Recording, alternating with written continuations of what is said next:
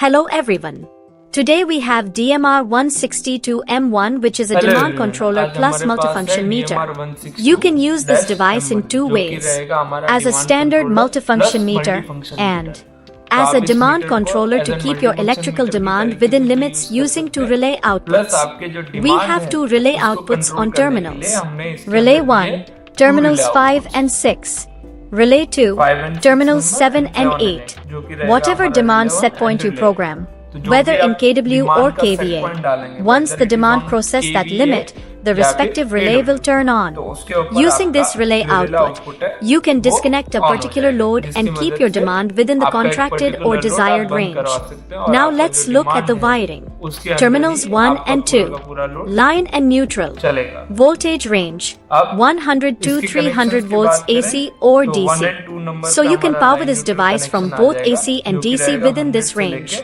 Terminals 10 R phase VL1, 12 Y phase VL2, 14 B phase VL3, 16 neutral. In our demo, we have only a single phase supply, so we have given 230 volts at terminals 1 and 2, looped the same phase from line to VL1, VL2 and VL3, and looped neutral to terminal 16. On the top terminals, we connect the CT secondaries, 31 and 32 CT for R phase, S1, S2, 28 and 29 CT for Y phase, 25 and 26 CT for B phase, 485 Modbus communication, terminals 17, B plus, and 18, A. Current input range from 10 mA up to 5 A, secondary. Voltage range, line to line, 50 to 600 volts AC, RS. These are our S485 Modbus terminals. Using these, you can connect this meter to a PLC or HMI and monitor all parameters over Modbus. Primary CT can be configured up to 9999 ampere. Secondary selectable as 1 ampere or 5 ampere. Line to neutral, 30 to 350 volts AC. PT ratio. Primary PT, 100 volts to 520 kilowatt. For HT systems like 11 kilowatt, 33 kilowatt, etc. Secondary PT, 100 volts to 520 volts. System types supported: single phase 2 wire, 3 phase 3 wire, 3 phase 4 wire. Accuracy class, class 1. For relay output, you can do: take line and loop it to terminal 6, common of relay 1. Take output from terminal 5, no contact, to your load or contactor call. Whenever relay 1 turns on, you will get 230 volts at terminal 5. Similarly, for relay 2, loop from line to terminal 8, common. Take output from terminal 7, no. On the front display, the top display is dedicated to energy values like kilowatt hours, kilovolt ampere hours, etc. The bottom 3-line display shows voltage, current, frequency, power, demand, and other parameters. To enter the first parameter menu, press and hold the set button until pass appears. Enter password 10. Press set again. Network type: 3-phase 4 wire, single phase 2 wire, 3-phase 3 wire. We'll keep it at 3-phase 4 wire. CT primary. The default is 5 amperes. If your CT is 1000 by 5 amperes, set 1000 as the primary. Use THD button as shift key. Peak PF button to increase/decrease value. CT secondary. Select 5 ampere or 1 ampere.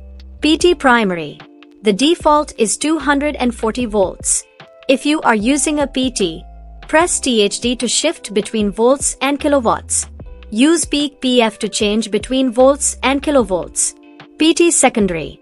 Set your secondary PT value, usually 110 volts, 63.5 volts, or 240 volts depending on the system. Press set again to exit to the main page. Now for demand control and load hours. Go to password 25. Press set again. Stopwatch load hours.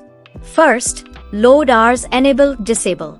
If you enable this, then the next screen will ask for the load percentage. Example, if you set 25%, then whenever CT current goes above 25% of rated current, the meter will count load hours. Below that, it counts no load hours. Next, RPM enable disable. If enabled, it uses pole settings for motor applications. Demand control type: kilowatt, kilovolt amperes, kilovolt ampere reactive. By default, it is kW-based demand control. Timer demand calculation time. Next, demand calculation time in minutes. Selectable values: 1, 2, 3, 5, 10, 15, 30 minutes. Set this as per your electricity board's demand integration period, example 15 or 30 minutes. Relay 1 high and low demand setting. Next, demand set 1 high. This is the high threshold for relay 1. Example, set 4.0 kilowatt. Whenever your kilowatt demand crosses 4 kilowatt, relay 1 will turn on. Next screen, demand set 1 low. Example, 2.5 kilowatts. Relay 1 will remain on until demand drops back below 2.5 kilowatts. So, above 4.0, relay 1 on. Below 2.5, relay 1 off. Relay 2, high and low demand setting. Next, demand set 2, high. This is the high threshold for relay 2.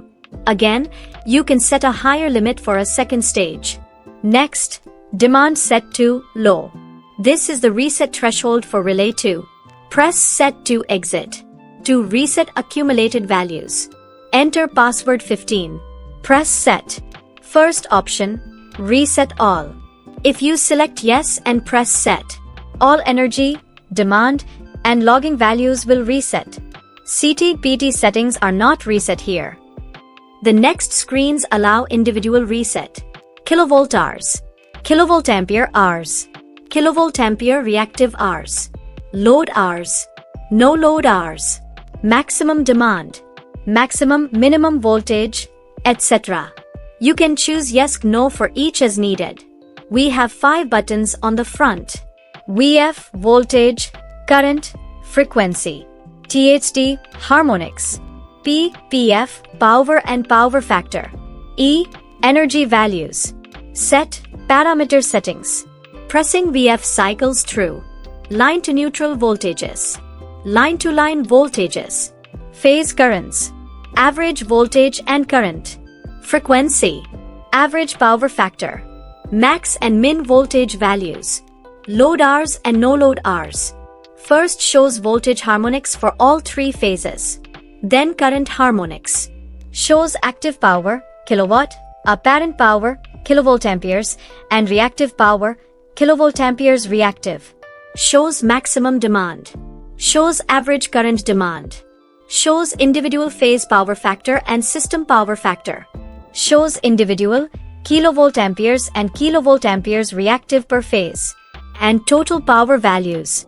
Kilowatt hour import, kilowatt hour export, total kilovolt ampere hours, kilovolt ampere reactive hours import, kilovolt ampere reactive hours export.